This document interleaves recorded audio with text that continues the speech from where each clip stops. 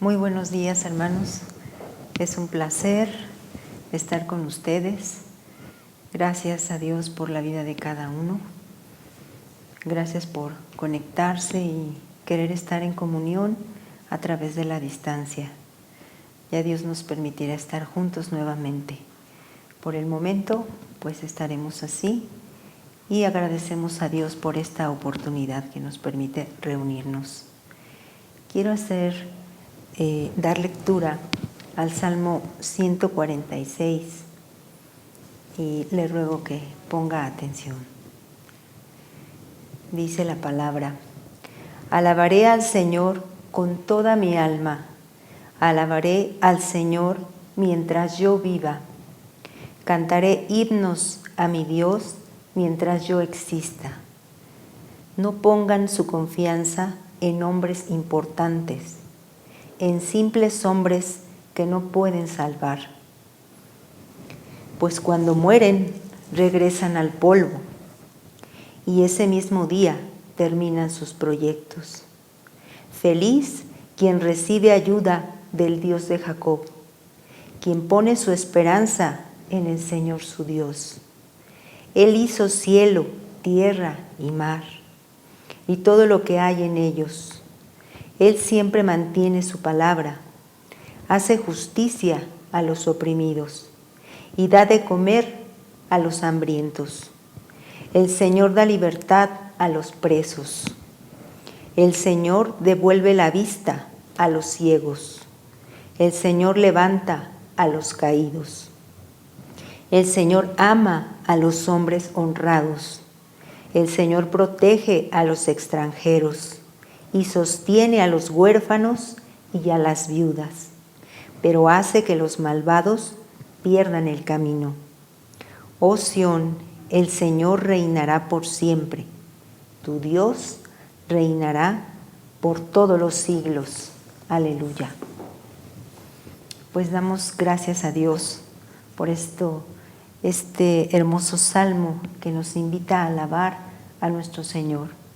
Y quiero que me acompañe a hacer una oración para empezar esta reunión. Gracias, Padre Santo, por tu fidelidad, por tu grande amor que tienes para con cada uno de tus hijos, Señor. Bendito seas.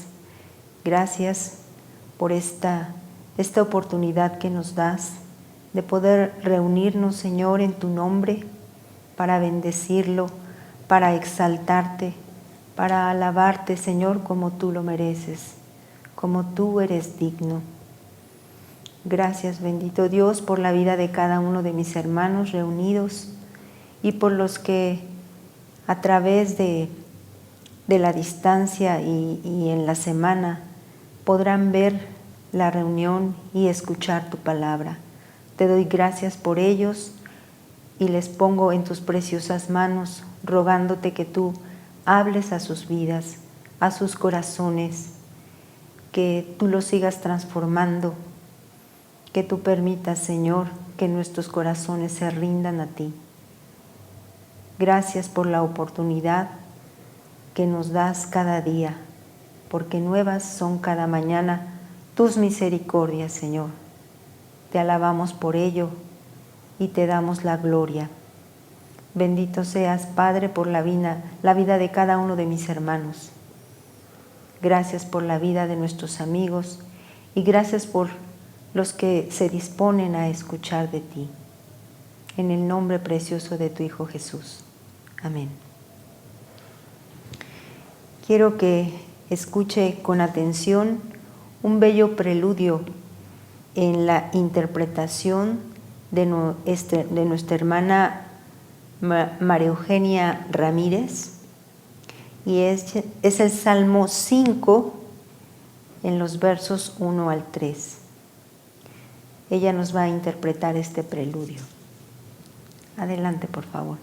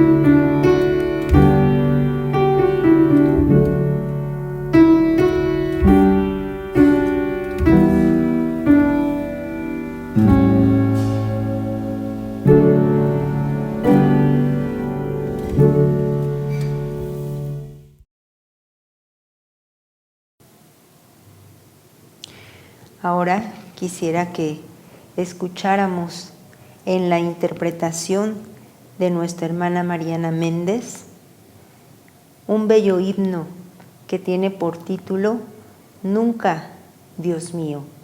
Escuchémoslo, hermanos, y prestemos atención a esta letra y alabemos, dispongamos nuestro corazón a alabar a nuestro Señor.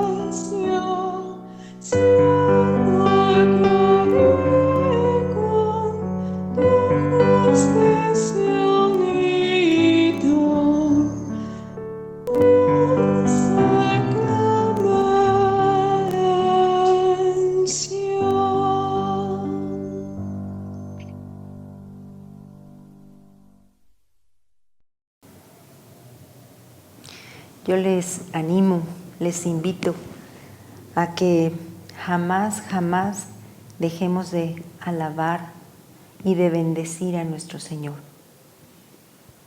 Es una actitud que yo creo que cada uno de los hijos de Dios debe tener, de jamás dejar de bendecirlo, de agradecerle por todos sus favores, por todas sus misericordias, por la paciencia que nos tiene, hermanos. Yo le animo a que si usted quizá ha estado alejado de nuestro Señor, que usted considere cómo está su caminar delante de Él y nos pongamos a cuentas. en estos tiempos tan difíciles que estamos viviendo, debemos de considerar ello. Ahora también quiero animarles a seguir alabando a nuestro Señor con el siguiente himno que es interpretado por nuestra hermana Sarita Gómez. Adelante, por favor.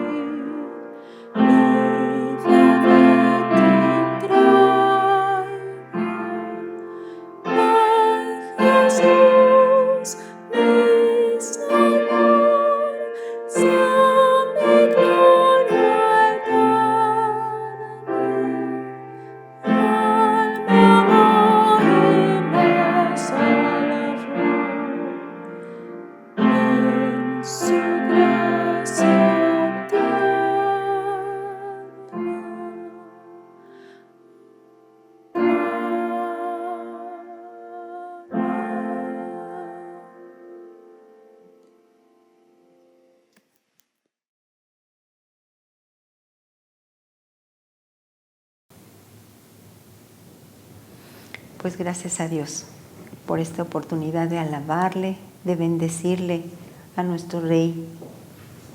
Y pues yo les animo a que mientras tengamos vida, alabemos al Señor, que Él es nuestra esperanza, ¿sí? Que cantemos con agradecimiento siempre a nuestro Señor. Ahora quisiera agradecer también a todos los que han dispuesto en su corazón ofrendar y diezmar. Los pastores dan infinitas gracias y en la conversación vamos a poner ahí el número de cuenta donde usted puede disponer su corazón para poner su diezmo, su ofrenda, lo que el Señor haya puesto en su corazón ofrendar, y teniendo en mente que el Señor es quien suple toda necesidad. Gracias, gracias hermanos por ese corazón dadivoso. Y quiero decirle también que los pastores están prestos para cuando usted tenga necesidad de alguna consejería, de alguna palabra de ánimo, de aliento. Ellos, los pastores, el pastor Cristian, el pastor Víctor, están para servirle. Ahora quisiera pasar a algunas peticiones. Como usted recordará, hemos estado orando por nuestra hermana Estelita, por todos los hermanos de Chiapas que están viviendo una situación muy difícil en el paraje de la Esperanza. Oremos para que el Señor haga justicia y que el Señor pueda proveer toda necesidad de nuestros hermanos. Ellos viven en constante angustia, tienen que moverse de un lado a otro y es muy difícil. Quizá nosotros no podemos imaginarlos lo que están ahorita padeciendo, pero yo les animo también a que si usted ha dispuesto en su corazón dar una ofrenda especial para nuestros hermanos de Chiapas, lo pueda hacer con confianza. Gracias, gracias por los hermanos que ya se han dispuesto a hacerlo. En verdad la hermana les agradece mucho y también nos pide que sigamos orando por ellos. Bueno, también tenemos otras peticiones de hermanos que están padeciendo en su salud. Nuestra hermana Tere, sigamos orando por su recuperación. También nuestra hermana Fanny, Dulce y por Caro. Ellas también están bastante delicadas. También por la salud de el hermano de nuestra hermanita Yes Mata. Oremos también por él. Por la salud de nuestro hermano y pastor Víctor Méndez. Y también por el papá de nuestro hermano Juan Jacobo. Si usted tiene otra petición que quiere que estemos intercediendo, con confianza, por favor póngalo en la conversación y vamos a estar teniendo en mente y orando al Señor por todo ello.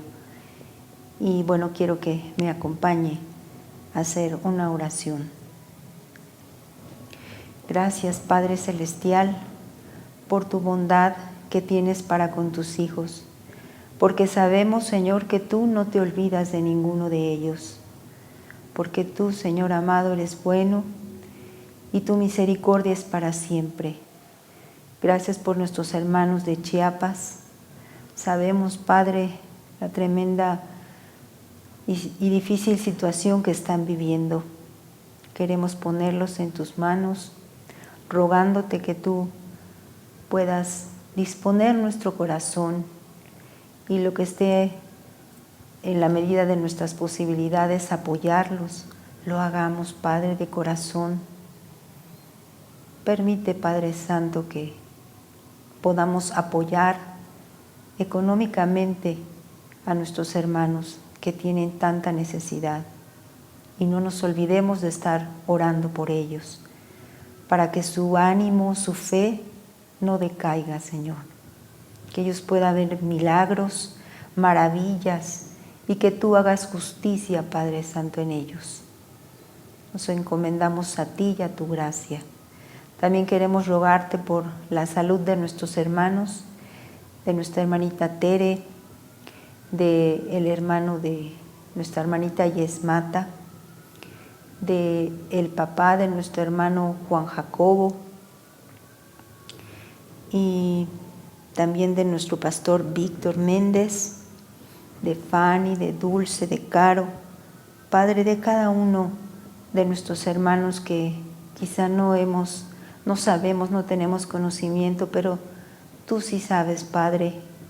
Te ruego que seas con cada uno de nuestros hermanos si están enfermos o padeciendo alguna necesidad, que tú cargues nuestro corazón para estar intercediendo por ellos y también para comunicarnos y saber cómo están, que tengamos noticias de ellos, Padre, que les busquemos. Carga nuestro corazón para amar así de esta forma también a nuestros hermanos. Te agradecemos sus vidas y te rogamos por ellos. En el nombre de Jesús. Amén. Bueno, pues quisiera dar oportunidad en este momento a nuestro pastor Cristian, que nos trae la palabra el día de hoy. Adelante.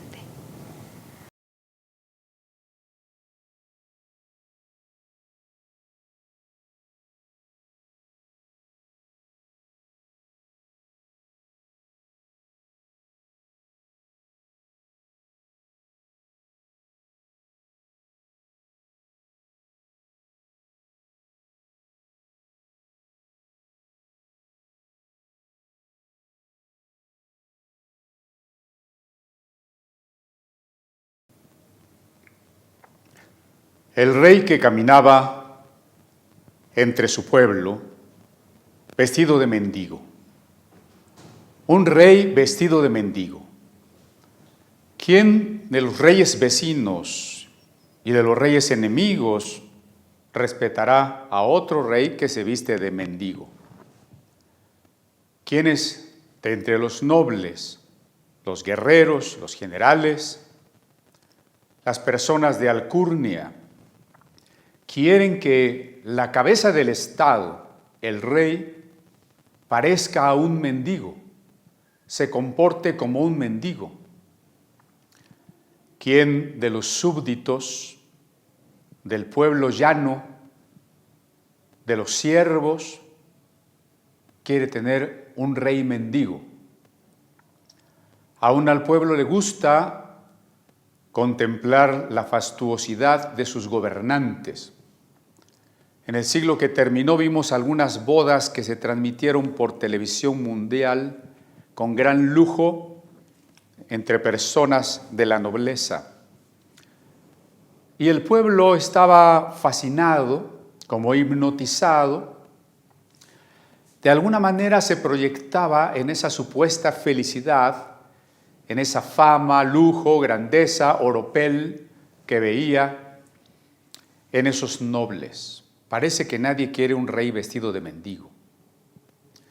Decíamos que la entrada triunfal, que es el texto que hemos estado comentando, nos muestra así a unos discípulos, a unos muchachos también, que gritan que ese que va entrando es el rey.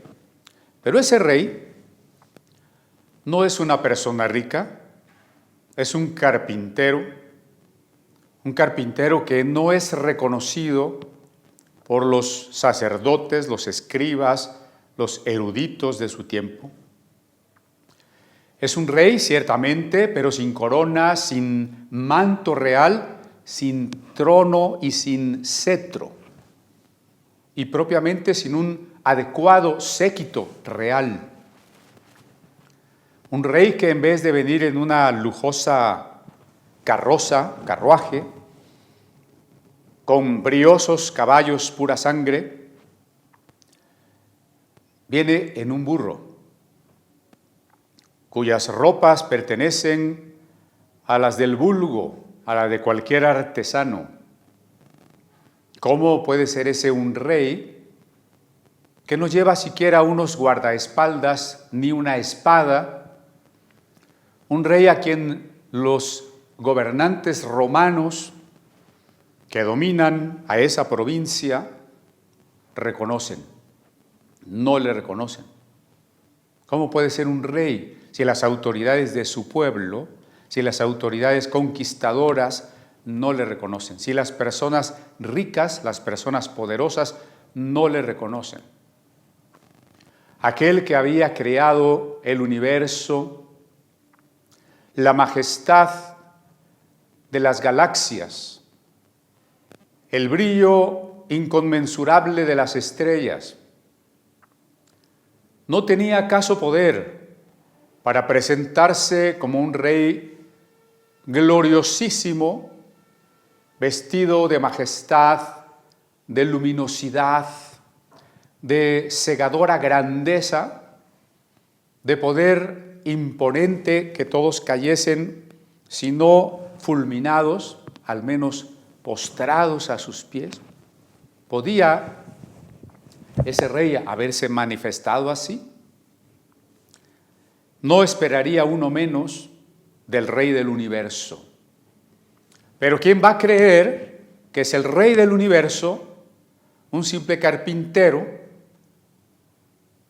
que es considerado un enemigo por todos los estudiosos, los piadosos, los conservadores de las tradiciones de Moisés? ¿Cómo? Si ni siquiera ellos le reconocen. ¿Cómo va a ser un rey sin gloria? Un rey que apenas tiene unos cuantos seguidores, pero no tiene un pueblo, no tiene un reino, no tiene una corona. Vamos a leer en Lucas capítulo 19, del verso 35 en adelante. Trajeron a Jesús el pollino y habiendo echado los mantos sobre el pollino, subieron a Jesús. Y a su paso tendían sus mantos por el camino. Cuando llegaban ya cerca de la bajada del Monte de los Olivos, toda la multitud de los discípulos, gozándose, comenzó a alabar a Dios a grandes voces por todas las maravillas que habían visto, diciendo: bendito el Rey que viene en el nombre del Señor, paz en el cielo y gloria en las alturas. Entonces algunos de los fariseos de entre la multitud le dijeron: Maestro, reprende a tus discípulos. Él respondiendo les dijo: os digo que si estos callaran, las piedras clamarán. Y cuando llegó cerca de la ciudad, al verla, lloró sobre ella. Ahí tiene usted a mi izquierda un cuadro de un Jesús parado mirando hacia abajo a la ciudad de Jerusalén, en una actitud y en una composición pictórica que nos comunica con intensidad esa tristeza que se refleja en el cuadro completo. Cuando llegó cerca de la ciudad, al verla, dice el verso 41, lloró sobre ella, diciendo: oh, si también tú conocieses, a lo menos en este día, lo que es para tu paz. Mas ahora está encubierto de tus ojos. Porque vendrán días sobre ti cuando tus enemigos te rodearán con vallado y te sitiarán y por todas partes te estrecharán y te derribarán a tierra y a tus hijos dentro de ti y no dejarán en ti piedra sobre piedra por cuanto no conociste el tiempo de tu visitación. Esto que hemos mencionado, el rey que viene en el nombre de Jehová, citando aquí quienes cantan estas alabanzas, los discípulos que entonan estas alabanzas a la entrada de Jesús, están citando el Salmo 118 en su verso 26. Un salmo que habla de apresurar y acercar nuestros pies hacia Jerusalén, al recinto del Señor. Y dice su verso 26, bendito el que viene en el nombre de Jehová. Jesús viene en el nombre de su Padre, en el nombre de Jehová. Sí, déjeme recordar que Jesús también es Jehová, en tanto que Jesús es divino. Pero Jesús se ha humanado, ha limitado su gloria. Y por eso estoy diciendo que es el rey vestido de mendigo. No se aparece como aquella visión en el libro de Daniel, de Ezequiel o de Apocalipsis, un hombre resplandeciente, a cuya vista el profeta cae desfallecido. Se presenta humilde, como un hombre ordinario o menos que un hombre ordinario, como un hombre pobre, un hombre rechazado. Hasta diríamos, en la óptica de los enemigos, un hombre ridículo. ¿A quién se le ocurre aceptar que le digan que es un rey? Montado de esa manera, con esa ropa, sin ningún poder político, sin ningún poder económico, sin ningún poder social. Ridículo. Por eso, decía yo, no le llamemos la entrada triunfal. Nuestra reflexión anterior le llamamos la ironía profética. Quiero pedirle si me acompaña, por favor, a la epístola a los Filipenses, en su capítulo 2, para que notemos que no estamos diciendo una blasfemia o una cosa extraña al decir que el Rey Jesús se ha vestido de mendigo. Filipenses 2, dice el verso 5, haya pues en vosotros este sentir que hubo también en Cristo Jesús. Al comentar los versos anteriores nos preguntábamos, el domingo anterior también, ¿qué clase de rey era Jesús? ¿Y qué clase de rey incluso algunos cristianos esperan o suponen? Un rey tan glorioso, tan poderoso, que les dé a ellos también una vida de poder, una vida de prosperidad, una vida de éxito. Pero en esta carta que Pablo escribió estando en una cárcel, no invita a la iglesia de Filipos, de la ciudad de Filipos, a sentirse grandes, poderosos, no les invita a sentirse señores del mundo, ricos ni exitosos. Cuando el verso 5 de Filipenses 2 dice, haya en ustedes el mismo sentir que hubo en Cristo Jesús, vale la pena preguntarnos entonces cuál es el sentimiento, cuál es la actitud que hubo en Cristo Jesús y que el Espíritu Santo, por mano de Pablo, nos está diciendo a nosotros, a cada uno, a usted, a mí, que debemos tener. ¿Qué actitud es la que debemos tener?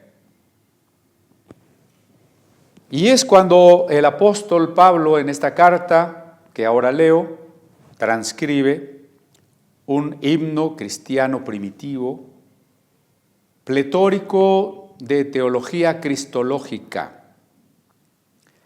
que dice en el verso 6, el cual, Cristo Jesús, el cual, siendo en forma de Dios, no estimó el ser igual a Dios como cosa a que aferrarse, sino que se despojó a sí mismo, tomando forma de siervo, hecho semejante a los hombres.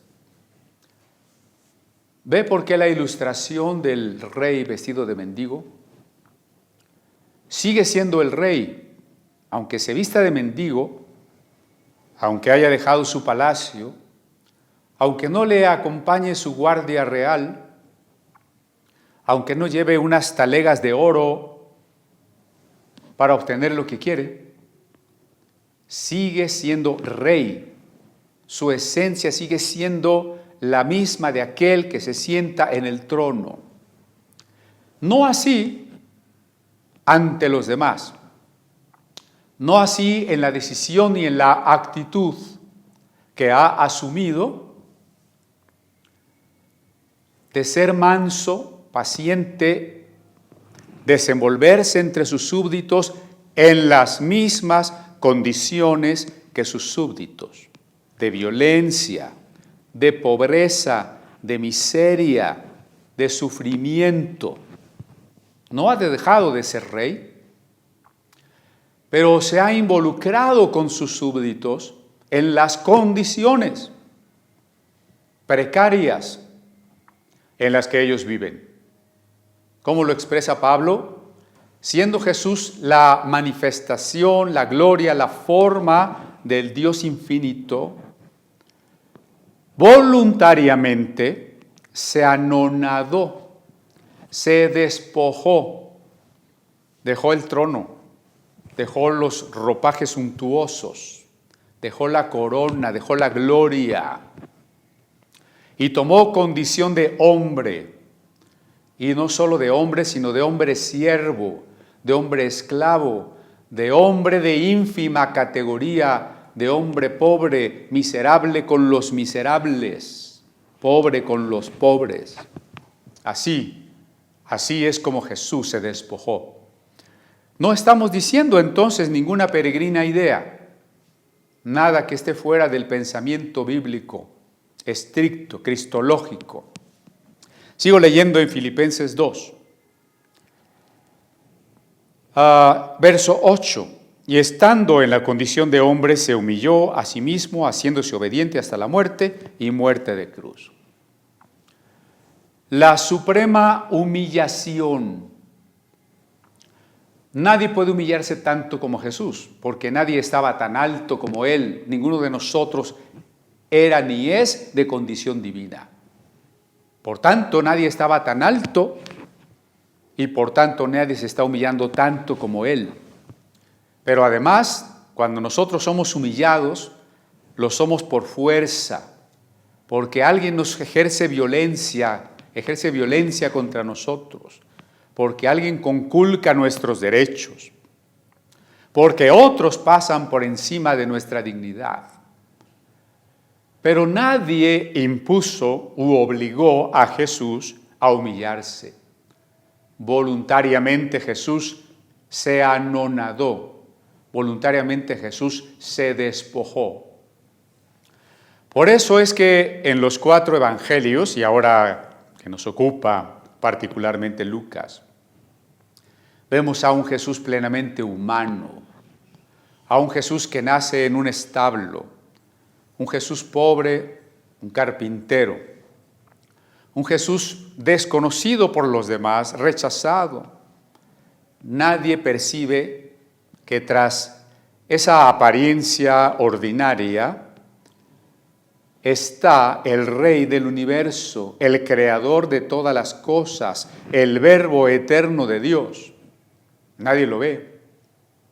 Tampoco Él intenta demostrarlo y desde una postura de inseguridad de sí mismo quiere mostrar quién es Él realmente. Bueno, ustedes no lo saben, no lo ven, pero yo soy fulano de tal. Jesús se calla. ¿Revela acaso algo a sus discípulos? Deja la tarea al Espíritu de Dios, simbolizado en aquella estrella que guió a los magos, de revelar, que el Espíritu Santo revele quién es Jesús. Y por eso, en aquella entrada triunfal, así llamada, no vemos a un rey fastuoso en ningún sentido. Un rey humilde. No viene cargado de joyas. Para quien todavía arguye que el burro era un transporte de lujo, ¿y dónde están las joyas de ese rey que viene a todo lujo? No las hay. ¿Dónde están los ropajes de lino y púrpura, como las de aquel rico que tenía a Lázaro echado en el quicio del zaguán de su casa? ¿Dónde están esos ropajes? ¿Dónde está esa corona tachonada de piedras preciosas?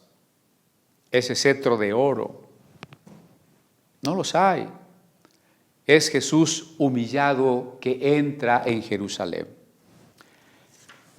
Pero, y aquí hay algo muy interesante que en lo que Lucas pone énfasis, es que los desposeídos, los marginados, los rechazados tienen la bendición, si abren su corazón a ello, de ver lo que los demás no ven. Jesús adoró, dice el Evangelio de Lucas 10, al Padre, porque escondió estas cosas a los sabios y se las reveló a los niños y a los sencillos. No quiero que se me olvide, tengo aquí en la mesa un ejemplar original de 1602 de Cipriano de Valera, la Biblia del Cántaro. Recordemos que la primera Biblia traducida al español, la de Casiodoro de Reina, se conoció como Biblia del Oso. En el monasterio del que huyó Casiodoro, profesaba también Cipriano de Valera, que fue otro de los monjes que huyó. Más joven que Casiodoro, Cipriano le sobrevivió. Para la publicación de la Biblia del Oso, 1569, Casiodoro murió alrededor de 1596. Para 1602, Cipriano de Valera habría revisado la Biblia que publicaba ahora con una figura que vemos acá en la caja de guarda del ejemplar facsimilar, que es un hombre virtiendo agua sobre una planta y que nos recuerda un pasaje de la carta a los Corintios donde se dice que Pablo sembró la semilla y luego vino Apolos y virtió agua, regó aquella plantita que comenzaba a crecer, para mostrarnos con ello que Dios usa a algunos de nosotros para iniciar la obra y a otros para continuarla, para confirmarla. Así, la Biblia del Oso de Casiodoro era la semilla. La Biblia del Cántaro era vertir agua en un siguiente momento de aquella gloriosa traducción de la Biblia del Oso. Aquí tenemos la edición facsimilar, también con su caja de guarda, de la Biblia del Cántaro. Pues estamos muy contentos. En el año del 2002, esta Biblia cumplió 400 años, así que ahora tiene 418, más o menos, 418 años, y pues es una alegría tener a este ejemplar sobreviviente de la Biblia del Cántaro. Pues lo recordé porque muchos de los hermanos de la Reforma española sufrieron el desprecio, la persecución, el despojo de sus bienes, y porque estaba yo diciendo que en Lucas este tipo de personas son muy importantes: los gentiles, los endemoniados, las mujeres, los enfermos, los leprosos, los pobres. A quien se le reveló quién era ese hombre pobre sobre aquel burrito, quién es ese hombre que no tiene corona, quién es ese hombre ridículo que emula la entrada, imita la entrada de Salomón para ser coronado en la ciudad de Jerusalén. ¿Quién es ese hombre? No lo puede ver nadie más que los seguidores. Por eso Lucas insiste en ello: los discípulos, los seguidores. ¿Y quiénes eran esos discípulos? Según el Evangelio, le alaban por todas las maravillas que habían visto. ¿Quiénes fueron los beneficiarios, destinatarios de aquellas maravillas? ¿Quiénes recibieron sanidades? Los enfermos. Limpieza, los leprosos. Liberación, los endemoniados. Instrucción, las multitudes ignorantes. Pan y pescado, las multitudes pobres. ¿Quiénes recibieron amor y salud? Los gentiles, los desposeídos, los marginados. Ellos, exactamente ellos, forman la comitiva, el séquito real que comienza a decir: bendito el que viene en el nombre de Jehová. Porque el Salmo 118 es un salmo de peregrinación. Es un salmo que dice: nuestros pies estuvieron a tus puertas, oh Jerusalén. Pidamos por la paz de Jerusalén. Y allí en Jerusalén, en el santuario, aparece el enviado, el Mesías, el ungido, el rey escatológico. Ellos lo ven lo que nadie ve. Recuerdan que Jesús ya había dicho eso a sus discípulos en otra ocasión: bienaventurados ustedes, los ojos que ven lo que los demás no pueden ver. Y eso lo comentamos ya cuando aquel anciano Simeón, que le había pedido a Dios no experimentar la muerte hasta que viera la salvación, fue guiado por el Espíritu Santo al templo cuando Jesús, a los 40 días de nacido, fue llevado por sus padres para ser dedicado al Señor. Cuando Simeón vio a aquel pequeño común entre tantos pequeños que iban a la ceremonia y al templo, entendió por el Espíritu Santo que ese pequeño era la salvación de Israel. Y por eso allá en el Evangelio de Lucas, en su segundo capítulo, dice cómo Simeón lo tomó en sus brazos y le dijo a Dios: Señor, ya me puedo morir con alegría hoy mismo, porque mis ojos han visto la salvación. Y preguntábamos, ¿cómo Simeón puede decir que un niño indefenso, que requiere todo el cuidado de sus padres para sobrevivir, sea frente al poder romano imperial de gran extensión territorial, la salvación de Israel? ¿Cómo puede decir que un niño inocente sea la salvación frente a las poderosísimas fuerzas mundiales del mal? ¿Cómo? Y ahora, adelantándome al final del Evangelio, que en su momento ya comentaremos, explayándonos más. ¿Habrá otro hombre miserable, reprobado y ajusticiado, crucificado a un lado de Jesús? Que será el único que en vez de mirar a otro colgado allí, a Jesús, en vez de mirar en Jesús, ese hombre pendiente de la cruz, solamente a otro malhechor, a un falso profeta, a un iluso castigado por la utopía, verá en él a un rey cuando le dice: acuérdate de mí cuando vengas en tu reino. Y por eso yo me pregunto, ¿cómo es que un anciano al que nadie le hace caso recibe del Espíritu Santo la apertura de sus ojos para mirar al Mesías? ¿Cómo es que estos muchachitos, muchos de ellos niños y adolescentes y discípulos de la gente pobre, tienen sus ojos abiertos para decir: este es el que viene, este es el rey que Dios había prometido? Él viene en el nombre de Jehová, Él viene a establecer el reino de Jehová.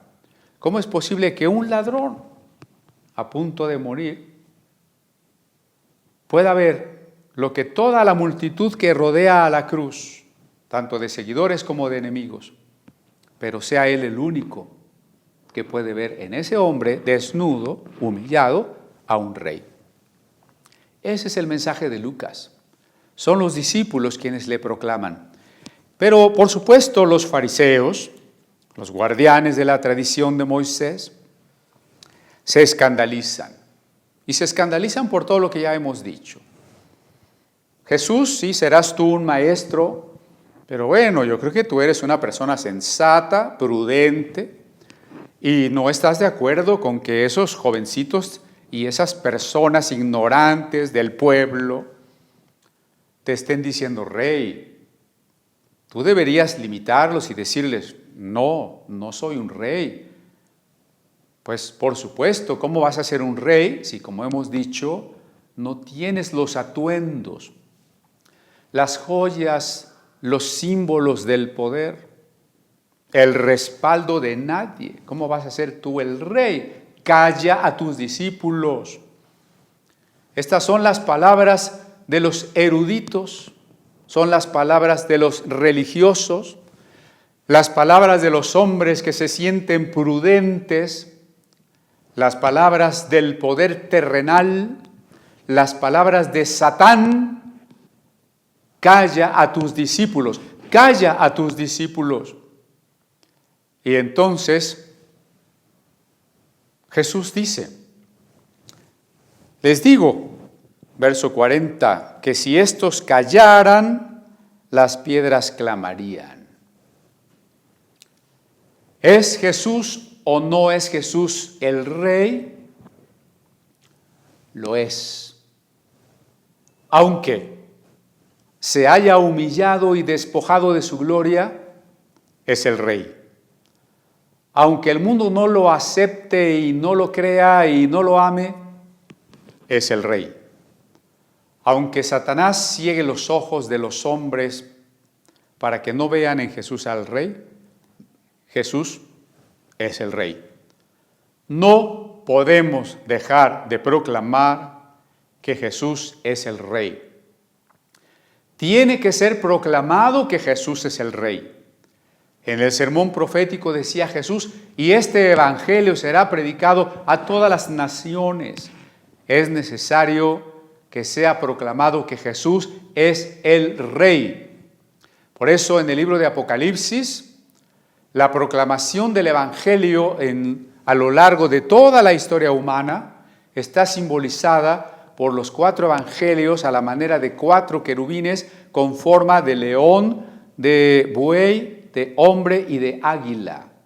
Los 4 evangelios como querubines guardianes de la gloria divina, la gloria de Cristo.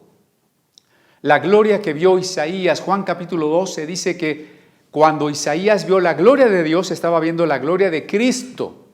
Y se relaciona de esa manera, después usted véalo con calma, Isaías capítulo 6 con Juan capítulo 12, la gloria de Cristo. Los evangelios y nosotros, los lectores, los proclamadores, los predicadores de los evangelios, debemos clamar que Jesús es el Rey de Reyes, el Señor de los Señores, el Rey del universo, importantísimo sí, pero el Rey de nuestra vida. Invitar a las personas para que lo reciban como el Rey de su vida, de manera personal. El que invocare el nombre del Señor será salvo. Invocar quiere decir llamar adentro. No basta con reconocer que Jesús fue un Rey de los judíos, que Jesús es el Rey de las galaxias lejanas. Hay que invocarlo como el Rey de nuestra vida, el dueño, el gobernante de nuestra vida. ¿Y qué sucede si algunos dejan de proclamar? Si Jesús mismo, siguiendo los consejos de los fariseos, de los puros, hubiese callado a esos discípulos que decían, bendito el Rey que viene en el nombre del Señor, ¿qué hubiera sucedido? Jesús, muy a la manera de la literatura antigua del Medio Oriente, utiliza una figura y dice, si estos se callan, las piedras clamarán. Pero ¿cómo pueden clamar las piedras? Preguntémonos, ¿no? ¿Cómo pueden clamar las piedras? Bueno, yo diría que esta figura puede cumplirse de 2 maneras. Recuerde usted que allá en Lucas capítulo 3, en el verso 8, y se lo menciono porque como usted ha estado al pendiente de todas las predicaciones y los videos de Lucas, recordará lo que le digo. Juan el Bautista les dice a los religiosos también, no se confíen ustedes de que van a participar en el reino de Dios porque estudian la ley de Moisés. No se confíen porque son estudiosos y guardianes de la Torá. No, porque os digo, dice allí Lucas 3:8, que Dios puede levantar hijos a Abraham aún de estas piedras. Ese es el primer pasaje donde Lucas utiliza las piedras como símbolo de algo. En este caso, para mostrar que no se es hijo de Abraham porque se nació de la raza judía. Claro, esto afecta al judío que escuche, pero afecta también al evangélico despistado que quiere sentirse judío o que supone que ser judío es más importante que ser mexicano. No se es judío por nacer de raza judía, no se es judío por estudiar la Torá, la ley de Moisés. Por eso les dice Juan el Bautista, no se confíen. Dios puede levantar hijos a Abraham de estas piedras. Ahora, estudiamos a Zaqueo, aquel hombre bajito subido al sicómoro, a quien Jesús le dijo, bájate, necesito quedarme en tu casa. Y entonces cuando aquel hombre ladrón, publicano, traidor a la patria, se convirtió en un discípulo de Jesús, Jesús dijo, ha llegado la salvación a esta casa porque este también era un hijo de Abraham. No es un hijo de Abraham solo el justo, el piadoso, el sadik. No solamente un hijo de Abraham, el judío ortodoxo con su kipá y toda su parafernalia y liturgia. No. Era también un hijo de Abraham, un publicano, una prostituta, un endemoniado, un leproso, un gentil. Esa es la buena noticia que el Evangelio de Lucas quiere subrayar.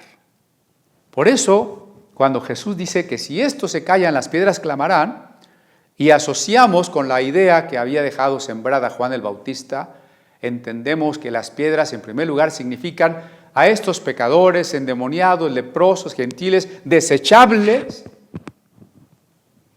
que también son amados por Dios, aceptados por Dios, limpiados por Dios y son hijos de Abraham. Y usted y yo no somos la excepción porque no éramos mejores que ellos. Bueno, al menos yo, miserable, pecador, infiel a Dios, tuvo Él misericordia y me ha hecho un hijo de Abraham.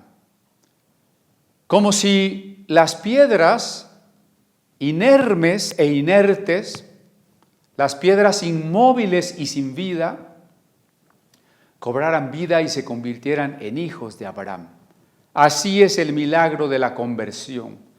Así es el milagro de la gracia divina que viene y nos transforma por el puro amor, por la pura misericordia de Dios, sin que nosotros lo mereciéramos, no éramos más que piedras. Ese es el primer cumplimiento y es un cumplimiento maravilloso. Sin embargo, también hay otra manera de entenderlo, y es que, como lo leeremos, vamos a adelantarnos al versículo 44, que además tenemos en griego ahí en el púlpito. Vamos a leerlo y dice: que dafiusinse, que tateknasu en sí, que eukafisusin lithon epilithon en sí, anthonu kegnos tonquerontis episcopis su. Lo leemos despacio y dice: que dafisinse y arrasarante, que tateknasu en sí y a los hijos tuyos en ti, que eukafisusin lithon epilithon en sí y no dejarán piedra sobre piedra en ti. Anthon uk egnoston kerontis episcopis su, por cuanto no conociste el tiempo de la visitación tuya. Tomo ahora, aunque voy a comentar más adelante, pero tomo ahora la frase que dice: no dejarán en ti piedra sobre piedra. Y esa es la razón por la que Jesús está llorando, como también lo ilustra el cuadro mencionado. Porque dice el versículo 42, que Jesús lloró sobre la ciudad.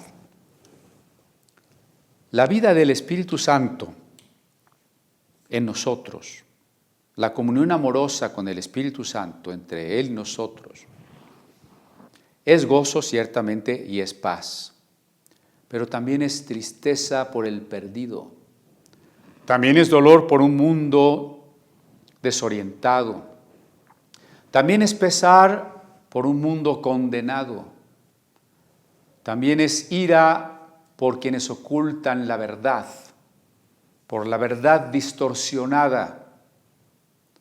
También es solidaridad y amargura con todo aquel que sufre, con todo aquel que se duele, con todo aquel que es aplastado por otro.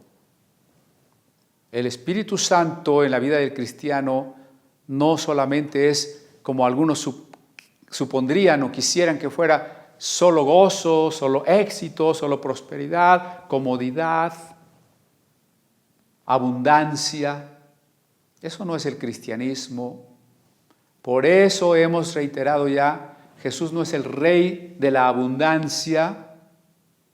Jesús no es el rey de la salud plena y siempre presente. Jesús no es el rey del éxito. Jesús no es el rey de la prosperidad y el dinero. Jesús es el Rey humillado, es el Rey doliente, es el Rey que sufre, es el Rey que llora. Y usted y yo, que somos sus seguidores, sus discípulos, ¿entendemos eso? Seguiremos la invitación de la carta de Filipenses: haya en ustedes el mismo sentir que hubo en Cristo Jesús. El de humillarnos, el de despojarnos voluntariamente, el de llorar con los que sufren, el de asumir la pobreza para que los otros sean bendecidos. ¿Está en nosotros esa actitud? Si entendemos qué clase de Rey es Jesús y somos sus seguidores y queremos ser como Él, entonces podemos lograrlo. Pero si tenemos una idea distorsionada de quién es Jesús, suponiendo que es, como dije, el Rey de la abundancia y el éxito, entonces estamos siguiendo a un fantasma que no es Jesús. Un fantasma que nos llevará al fracaso, porque la fe que se coloca en aquello que no existe solo está destinada a fracasar. Jesús llora.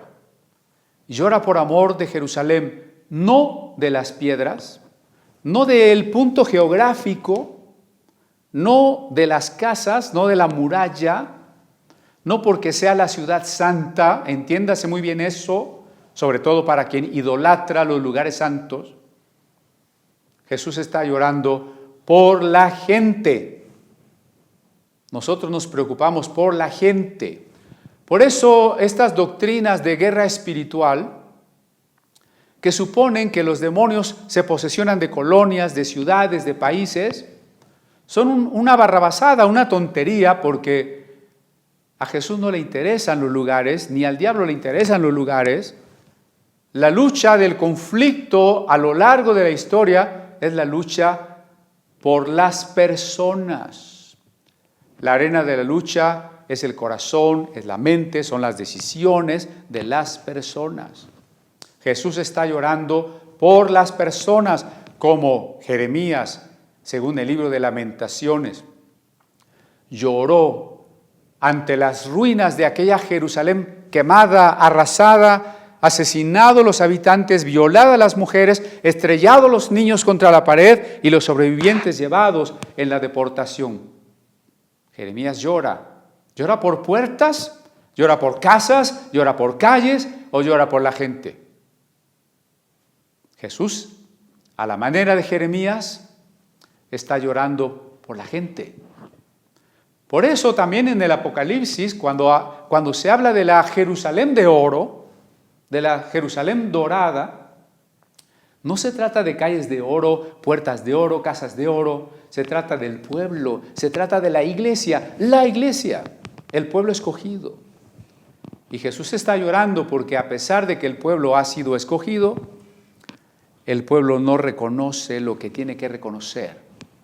Y déjeme, sin afán de criticar, mucho menos de lastimar a alguien. Si alguien supone que Dios elige y los decretos divinos deciden quién se salva y quién no se salva, ¿cómo explicamos este pasaje? Este pueblo ya está escogido, es el pueblo escogido. No podemos decir, bueno, todos los que fueron destruidos en Jerusalén fueron incrédulos porque Dios no les dio la fe, porque no los había escogido en todo caso para destrucción. Entonces, ¿por qué Jesús tiene compasión? ¿Por qué les predica? ¿Por qué llora si no están escogidos más que para destrucción? Eso es contradictorio. Dios invita, escoge, pero no fuerza, no obliga. Por el contrario, Dios espera amorosamente una respuesta amorosa del hombre y el pueblo aquí no da esa respuesta y por eso llora Jesús. Y dice, oh, si también tú conocieses a lo menos en este día lo que es para tu paz, mas ahora está encubierto de tus ojos. Si tú entendieras lo que Dios te está dando hoy, si tú entendieras las circunstancias y las decisiones que te permitirían vivir la paz de Dios, ¿Cuál es el problema? No quieres verlo, está oculto a tus ojos. No está oculto porque Dios te lo ocultó. Sería irracional decir que Dios llora porque no lo ven, pero Dios mismo se los ocultó. Eso no. Jesús llora porque está oculto a los ojos de ellos, pero está oculto porque la actitud de su corazón no quiere verlo. Ese es el problema que tenemos que examinar en nuestros propios corazones. Y el verso que acabamos de leer, ahora se los voy a leer en la Biblia, Palabra de Dios para Todos. Tengo aquí la Biblia ilustrada para los pequeños, pero es exactamente la misma versión. Lucas 19:44 dice así: ellos arrasarán contigo y con tu gente, lo que acabamos de leer en griego. Ellos arrasarán contigo y con tu gente. Las piedras de tus edificios no quedarán una sobre otra. Todo esto pasará porque no reconociste la hora en que Dios vino a salvarte. Se entiende bastante bien, ¿no? No reconociste la hora en que Dios vino a salvarte.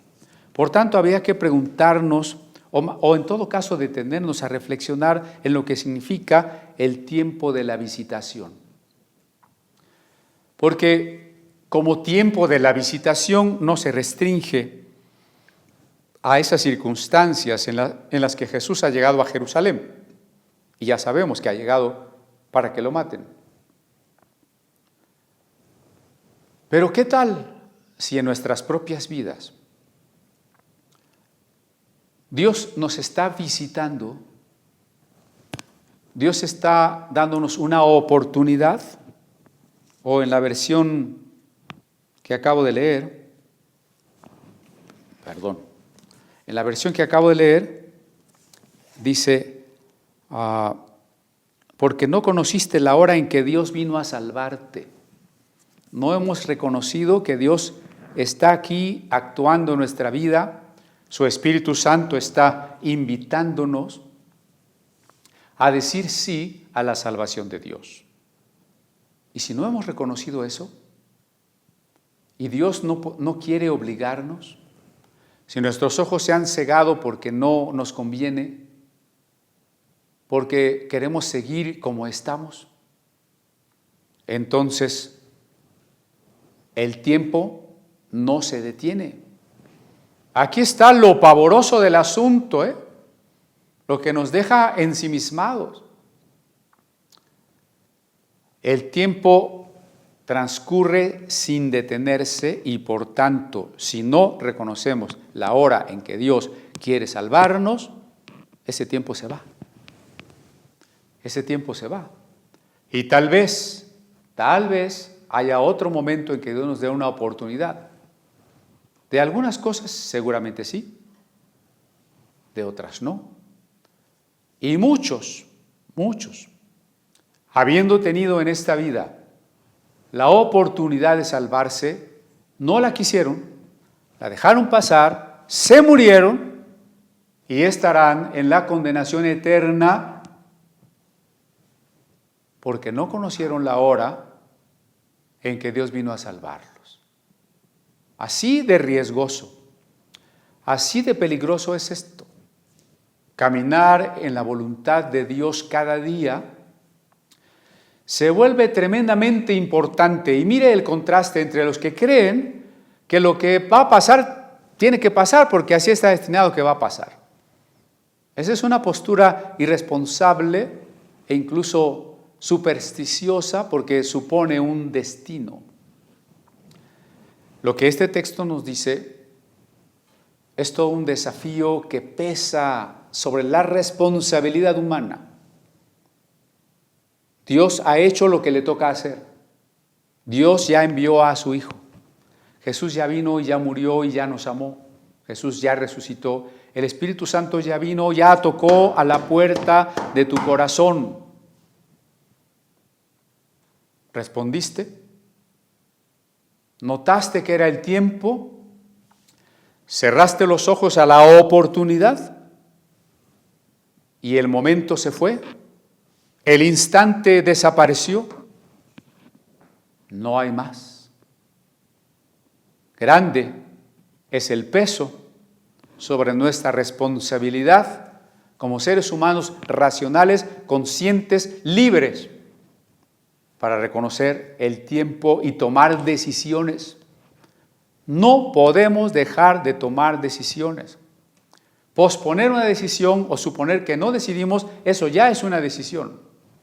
En el caso de la salvación, posponer la decisión es igual que decir no. No podemos dejar de decidir. El hombre está hecho para decidir. Y debemos de reconocer el tiempo. Porque buenas obras fueron preparadas desde antes de la fundación del mundo para nosotros, dice la carta a los Efesios. Y si esas buenas obras estaban preparadas desde antes de la fundación del mundo, y el mundo tiene 13,000 millones de años, y finalmente llegó el año y el mes y el día y la hora en que esa buena obra yo tendría que haberla recibido y vivido, y no lo hice y se me fue, millones de años para que llegara este momento, y en el momento no supe verlo y ahora se fue y no volverá jamás. Qué cosa tan terrible, ¿no? En realidad, me vuelve a la mente a las palabras de San Pablo: caminemos con temor y temblor. Como los judíos no reconocieron el tiempo de la visitación, nosotros debemos de reconocerlo. Hermanos, este es en primer lugar en sentido individual, el tiempo en que usted debe darle su vida a Cristo. Si mañana el Espíritu Santo le volverá a invitar, si usted estará vivo, si su corazón no se habrá endurecido más, no lo sabemos. Hoy tomemos la decisión. Tiene que ser hoy. El instante no vuelve. Pero también como iglesia sepamos el tiempo en que vivimos. Es el tiempo de un fascismo mundial, de un totalitarismo, de un pensamiento único que se nos impone. Esta semana se decidirá si un juez emite una sentencia en contra de una diputada que está en desacuerdo con la ideología de género. Y las mentiras de la ideología de género le señalan como proferente de un discurso de odio, como una discriminadora, lo cual es falso, porque estar en desacuerdo con una idea no es discriminar, y decir no estoy de acuerdo con esa idea y no me parece justa no es ningún discurso de odio. El discurso de odio proviene de ellos cuando dicen condénalo, encarcélalo, múltalo, destitúyelo, cállalo. Ese sí es un discurso de odio. Pero tenemos que ver cuál es nuestro tiempo. Ya lo comentamos cuando reflexionamos sobre que la parusía, el regreso de Cristo, será como en los días de Noé, como en los días de Lot. ¿Reconocemos el tiempo en el que estamos viviendo? ¿Reconocemos que es la última oportunidad de guiar a nuestros hijos en el camino de Dios antes de que nos los arrebaten y los arrastren definitivamente a la maldad? ¿Reconocemos el tiempo? En el sentido físico estamos cumpliendo un mes de una tercera ola de la pandemia de la COVID-19. Para el día de hoy estamos en números tan altos como los que tuvimos en el semáforo rojo en el mes de febrero. En las últimas 24 horas hemos tenido 12,500 contagios solo en 24 horas. ¿Está usted consciente del tiempo que está viviendo, de la oportunidad que Dios le está dando, que tal vez sea la última? Ese es el desafío. ¿Qué sucedió con este Israel de este tiempo que no quiso reconocer su momento?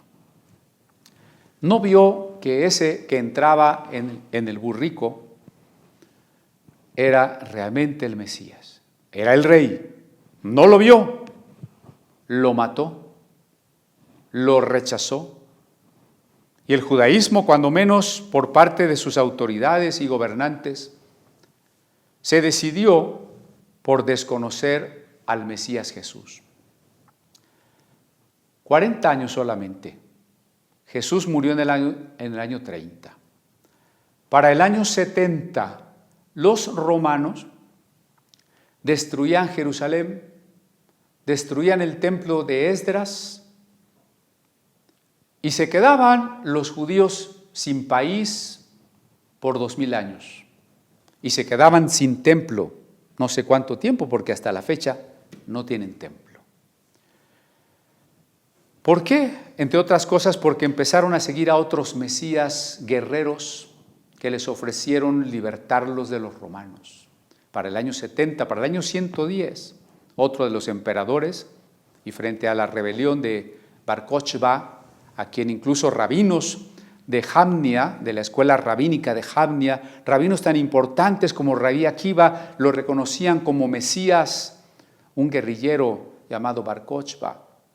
El emperador Adriano determinó que se destruyera lo que quedaba de Jerusalén, que se pasaran arados sobre las casas para que no quedara piedra sobre piedra. Y él no conocía ni era un creyente de las palabras de Jesús, pero así lo ordenó el emperador.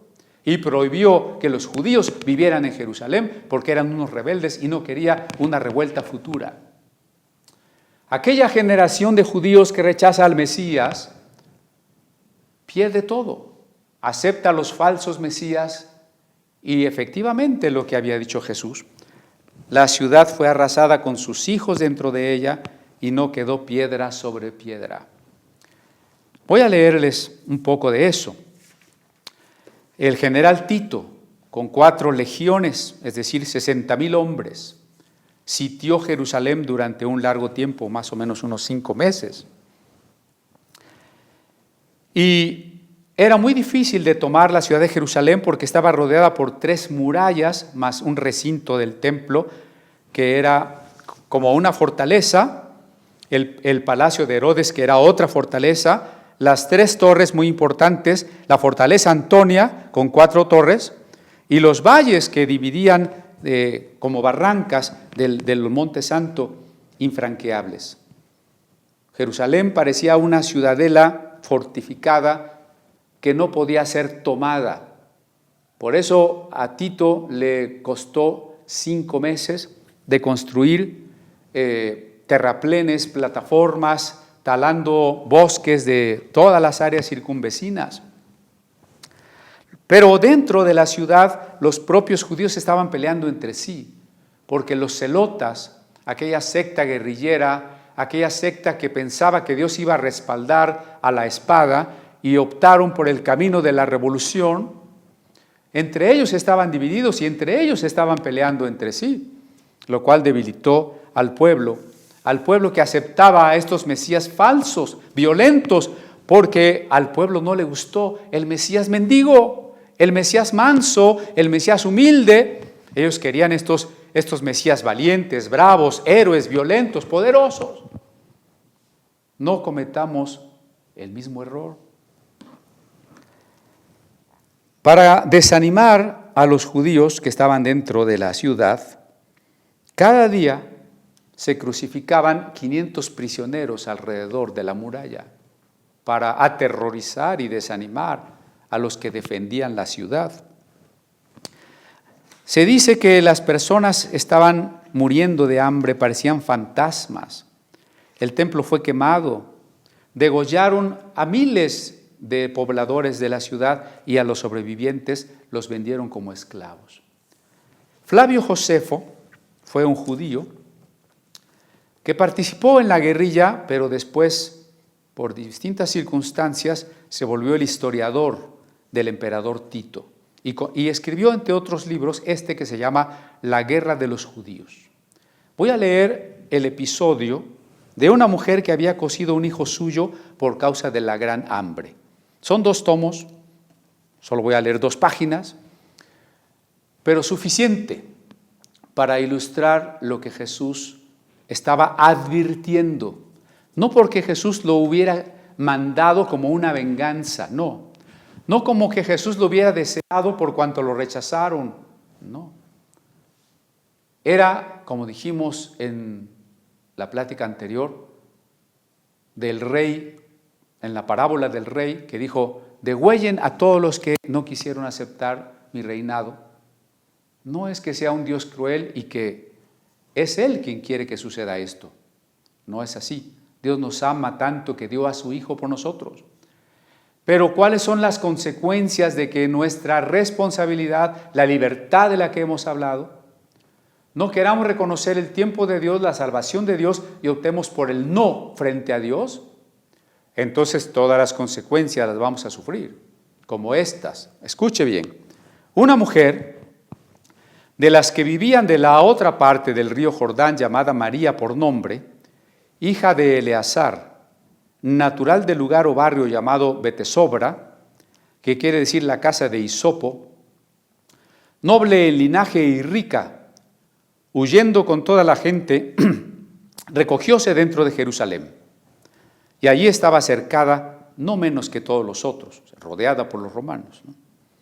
Todos los bienes que ésta había traído de su tierra, habíanselos ya robado los tiranos de Jerusalén, es decir, los propios judíos, le habían robado sus cosas. Lo que le quedaba escondido y todo el mantenimiento que hallaban, se lo llevaban los amotinados que en su casa cada día entraban, estas facciones de los celotas que se peleaban entre sí.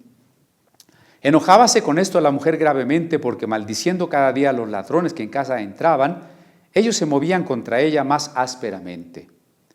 Viendo también que ninguno, por enojado que estuviese, ni por misericordia que hubiese, la quería acabar de matar. Antes, buscando de comer para ella, lo buscaba para otros. Érale quitada también la libertad y poder de tomar algo, y moríase ya de hambre, no menos que los otros. Y la ira que tenía la encendía mucho más, cierto que no hacía la hambre, o sea, si no comía. A veces pensamos que como la iglesia se va a ir en el rapto, no va a sufrir. No, a nosotros nos va a tocar sufrir como a tantas generaciones de cristianos que han sido perseguidos, encarcelados, expulsados, despojados o asesinados por Cristo. También a nosotros nos ha de tocar. Lo que esta mujer sufre y lo que esta mujer vive nos será común. Pero ahora viene lo terrorífico. Con la fuerza pues que su ánimo sufría y con la necesidad movida, levantóse a hacer cosa contra toda humanidad y naturaleza. Porque arrebatando un hijo que a sus pechos tenía, dijo: «Oh desdichado y miserable de ti, ¿para quién te guardaré yo entre tanta guerra revuelta, sedición y entre tan gran hambre? Ya que vivas has de ser puesto en servidumbre debajo de los romanos, y los tuyos son aún más crueles que estos». O sea, los judíos, dice ella, los judíos son más crueles que los romanos. Estos judaizantes que se sienten seducidos por el judaísmo no entienden que todos los hombres somos igualmente malvados y que en el que los judíos hoy también tienen marcha homosexual en Jerusalén y que los judíos también son injustos y ladrones y avaros y que los profetas constantemente están hablando del pecado de los judíos. Y no somos antijudíos, antisemitas. Sigue diciendo la mujer: «Sírveme pues a mí con tus carnes de mantenimiento, a los malos revolvedores de furia, y sirve de cuento en la vida humana de los hombres, lo cual solo falta en tan grandes destrucciones y adversidades de los judíos». Es decir, que lo que ella iba a hacer también haría enojar a otros, pero lo merecían. Diciendo esto, mató a su hijo y coció la mitad y ella misma se lo comió, guardando la otra mitad muy bien cubierta. Los amotinados, los judíos, entran en casa y habiendo olido aquel olor tan malo y tan dañado de la carne, amenazábanla que luego la matarían si no les mostraba lo que había aparejado para comer. Respondiendo ella que había aún guardado la mayor parte de ello, entrególes lo que les sobraba del hijo que había muerto. Ellos viendo tal cosa, les tomó un tan temeroso horror y perturbación que perdieron el ánimo con ver cosa tan perversa y tan nefanda. Dijo empero la mujer: «Este pues es mi hijo y esta es mi hazaña. Comed vosotros, porque yo ya he comido mi parte. No quiero que seáis más tiernos que una mujer, o más misericordiosos para el niño que ha sido su propia madre. Si vosotros tenéis piedad, y honráis la religión y desecháis mis sacrificios, yo ya he comido. Quede también para mí lo que sobra. Amedrentados ellos, solo por haber visto cosa tan fiera, saliéronse temblando, aunque apenas pudieron dejar que la madre sola se hartase de esta vianda.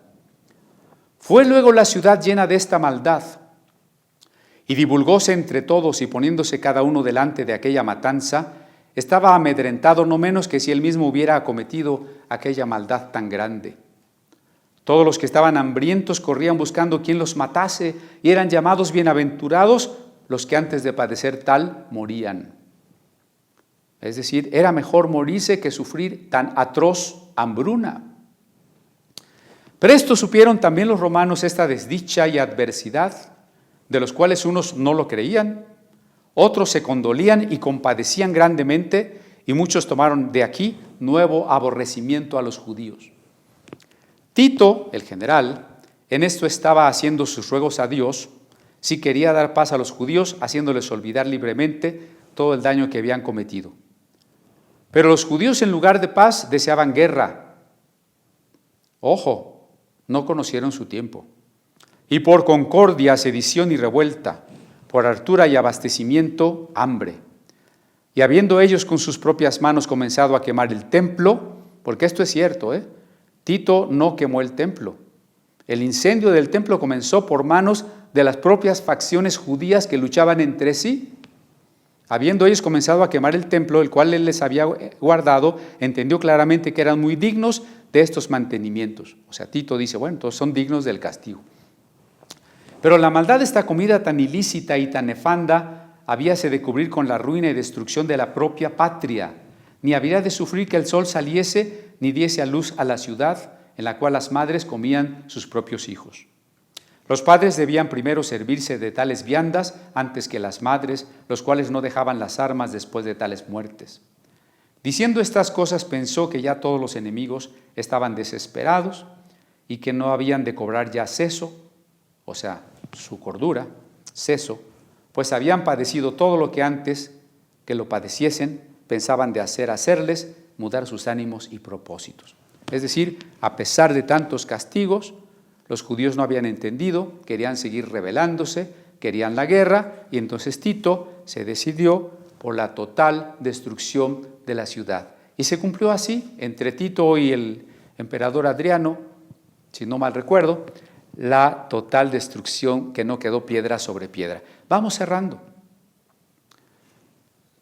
En estos tiempos de destrucción del mundo que nos ha tocado vivir, estos tiempos previos de la inminente venida de Cristo, terminemos recordando lo que dice la primera carta a los tesalonicenses en su capítulo 4. Cuando dice en el versículo 4:13 de primera Tesalonicenses, no quiero, hermanos, que ignoren de los que han dormido. Si Jesús resucitó, también nos resucitará a nosotros, pero especialmente esto, ¿no? 17. Cuando Jesús venga, nosotros los que vivimos, los que hayamos quedado, seremos arrebatados juntamente para recibir al Señor en las nubes, y así estaremos siempre con Él. Esto es lo que se ha utilizado para decir que hay un rapto de la iglesia. Que Cristo viene hasta las nubes, se lleva a los discípulos, a los escogidos, y nos vamos al cielo. Que Jesús viene hasta las nubes, sí. Ya en el sermón profético de Lucas hemos hablado de esto, solo lo comento muy rápido. Sí, de manera simbólica Jesús llega hasta las nubes, y donde estuviera el cuerpo muerto, ahí se juntarán las águilas, recuerda. Los ángeles recogerán de los 4 cabos de la tierra a los escogidos, y nos reuniremos a Jesús.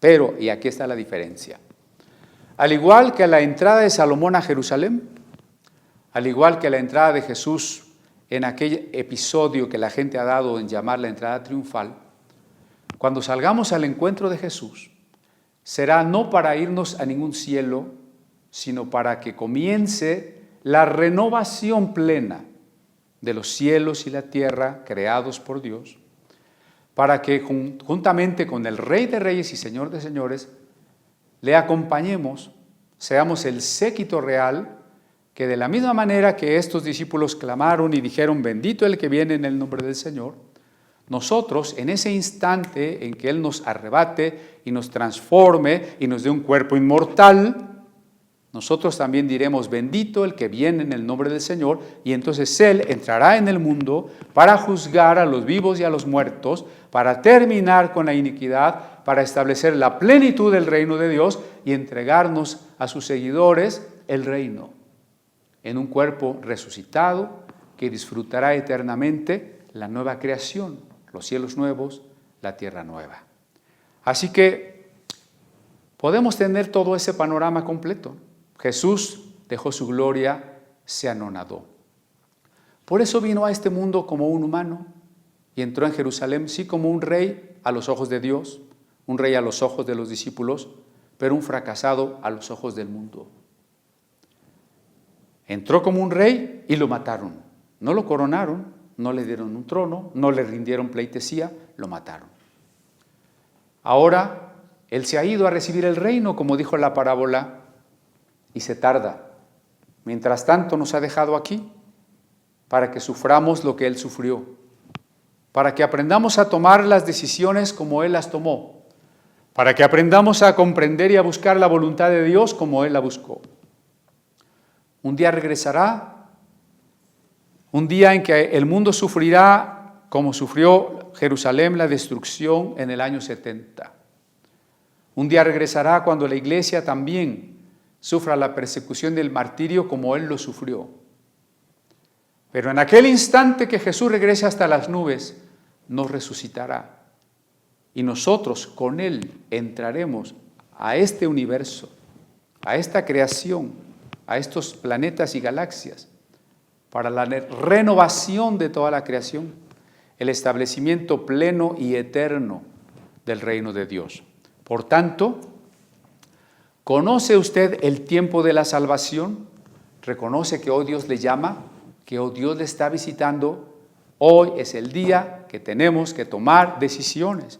Decisiones de entrega absoluta al Rey. ¿De qué sirve celebrar el Domingo de Ramos? O incluso repetir como letanía, como liturgia, bendito el que viene en el nombre del Señor. Si no es un clamor, una oración que brote de nuestro corazón en la que le digamos, sé el Rey, bendito tú, Rey, que vienes en el nombre de Dios a gobernar en mi vida, a ser el Rey de los reyes, el Señor de los señores, en mis decisiones, en mi cuerpo, en mi espíritu, en mi mente, en mi futuro, en mi familia. Amén.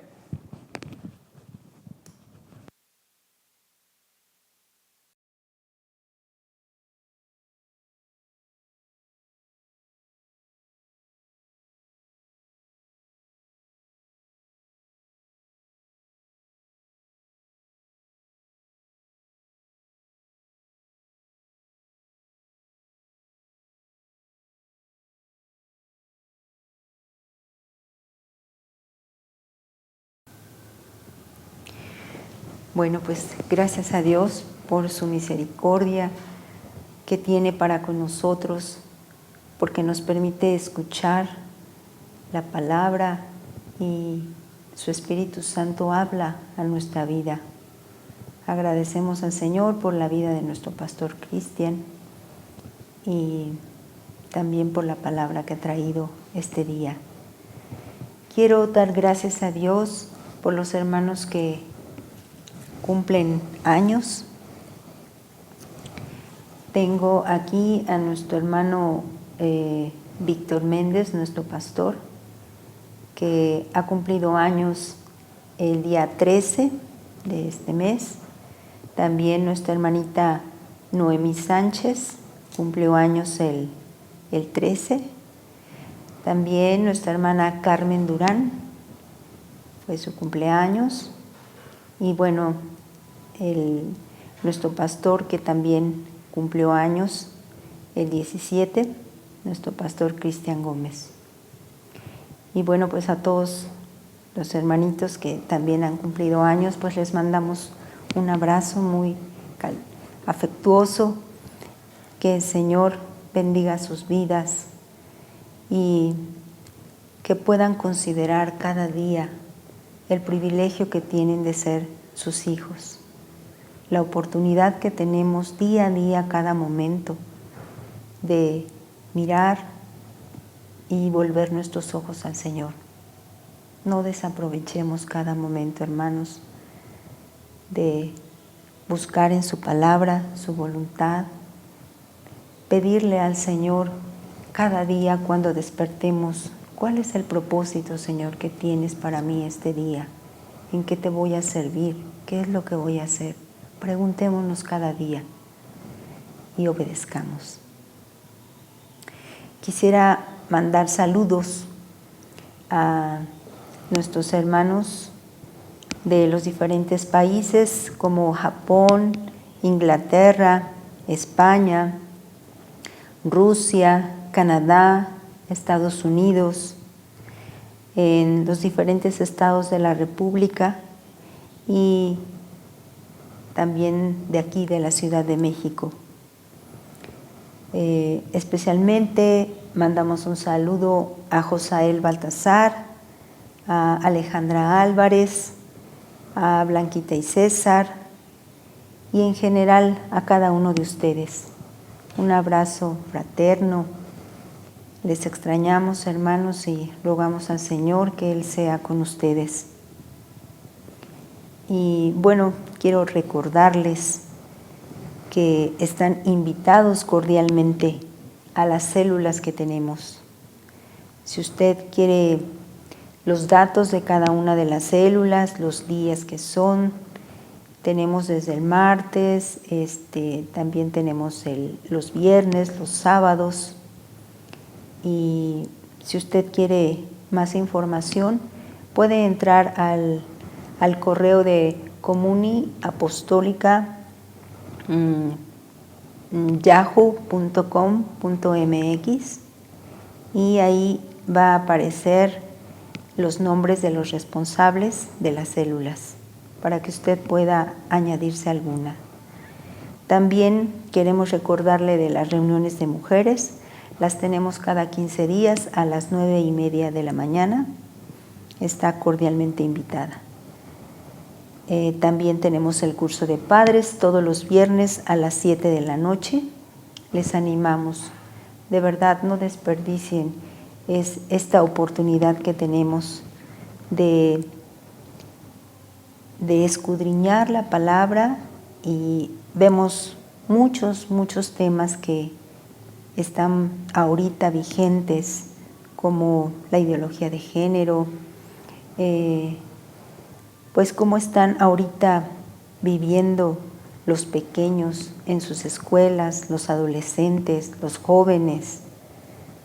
Tanta problemática que hay, hermanos. Todo esto lo estamos viendo y como padres nosotros somos responsables de nuestros pequeños y de nuestros hijos. Y aún los que ya somos mayores y tenemos ya nietos, o aún si no tienen nietos, pero tienen vecinos o amigos, en verdad podemos aprender mucho de esto y podemos aconsejar, podemos sugerir, podemos invitar a algunos padres a que puedan añadirse. Esto va a ser de mucho provecho y mucha edificación. Yo les animo a que puedan conectarse a este curso de padres. También tenemos el estudio de niños, que son los sábados a las 5 de la tarde, a partir de esa hora. Nuestra hermanita Claudia Rosales está a cargo de ellos. Y bueno, también tenemos reunión de jóvenes los sábados a las 6 de la tarde y por supuesto nuestro culto de media semana, que es los miércoles a las 5 de la tarde. Sí. Pues quisiera que me acompañe a hacer una oración para despedirnos y también por nuestros hermanos que han cumplido años en este mes. Gracias, Padre Celestial. Gracias, Señor, por nuestros hermanos que les has permitido cumplir años, Señor. Te damos la honra, la gloria, la alabanza, porque eres bueno, Padre, con cada uno de ellos. Gracias por nuestro hermano Víctor, por nuestro hermano Cristian. Tú sabes, Señor, que ellos son los pastores que nos guían, nos dirigen en tu palabra, que tú les usas, Padre, por medio de ellos somos bendecidos. Queremos suplicarte, Padre, que los bendigas, que bendigas su salud, fortalezca sus cuerpos, su ánimo, que sigas llevándolos a más cada día, Señor, al conocimiento de tu preciosa palabra, revelándoselas cada día. Gracias, Señor, por sus vidas. Te ruego, Señor, que sigas usando a tus hijos para bendición nuestra. Gracias, Padre Santo, porque has sido muy bueno con nosotros y tenemos ese privilegio, Padre, de tenerlos. Te ruego también por nuestra hermanita Noemí Sánchez, por nuestra hermana Carmen Durán, que tú las bendigas, Señor, que seas con ellas, que sigas afirmándolas en la fe y en el conocimiento de tu Hijo Jesucristo. Gracias, Padre Santo, porque ellas te conocen, te aman y porque ellas siguen sirviéndote y alabando tu nombre, Padre. Gracias por sus vidas y gracias, Padre, por esta oportunidad que nos das de reunirnos. Te bendecimos, Señor, que tu Espíritu Santo nos recuerde tu palabra y que la pongamos por obra, Padre. No permitas que sigamos siendo desobedientes, Señor, sino que atendamos a las palabras que hoy hemos escuchado. Te ruego, Señor, que si nuestro corazón se ha apartado, Padre, que tú nos sigas atrayendo hacia ti, que tú nos perdones, Padre, y que nos permitas volver a ti, Señor. Gracias, Padre, en el nombre precioso de Jesús. Te damos la gloria, Señor. Amén. Pues estamos despedidos, hermanos.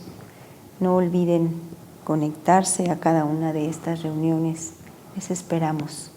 No olvidemos también de nuestros hermanos que están enfermos o de los que cumplieron años, mandarles un mensajito, una llamada. Es hermoso cuando nos toman en cuenta y una felicitación, una palabra de aliento. Preocupémonos unos por otros. Dios les bendiga.